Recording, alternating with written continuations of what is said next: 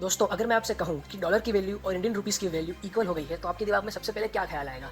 Independence से लेकर अब तक लगातार कंटिन्यूअसली डॉलर की वैल्यू बढ़ती जा रही है और इंडियन रुपीस की वैल्यू कम होती जा रही है। 1947, 1995, 2004, 2015, 2022। लेकिन कभी आपने ये सोचा है कि आखिर इन करेंसीज की वैल्यू डिसाइड कौन करता है? ना ही गवर्नमेंट, ना ही आरबीआई, ना ही अमेरिका, ना ही बिजनेस पर्सन्स।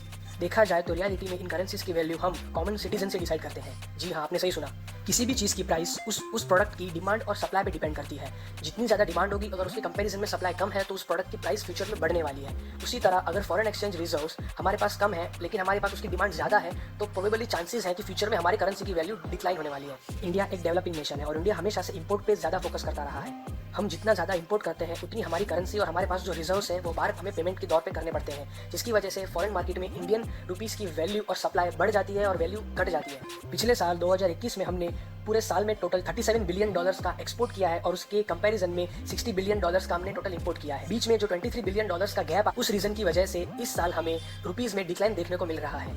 कोई भी कंट्री जब ज़्यादा एक्सपोर्ट करती है, तब उसकी रुपीस की वैल्यू या उसकी करेंसी की वैल्यू बढ़ जाती है, और कोई भी कंट्री जब ज़्यादा इंपोर्ट करती है, तब उसकी करेंसी की वैल्यू डाउन जाती है। लेकिन आपने सोचा है पिछले साल या इस साल ऐसा क्या हुआ जिसने इंडियन रुपी की वैल्यू गिरा दी कि वो 80 रुपये प्रति डॉलर तक पहुंच गई?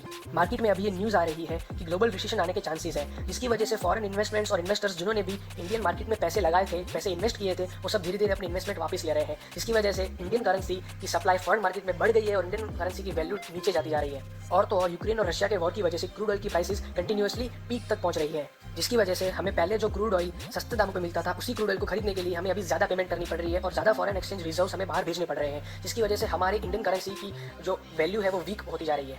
इस प्रॉब्लम को फेस करने के लिए इंडियन गवर्नमेंट क्या कर रही है और स्पेशली हम सिटीजन्स क्या कर सकते हैं, इस प्रॉब्लम को फेस करने के लिए सारे के सारे सॉल्यूशंस और इंपॉर्टेंट सॉल्यूशंस मैं आपको अगली वीडियो में दूंगा। ऐसे ही और इंटरेस्टिंग वीडियोस के लिए हमें फॉलो कीजिए।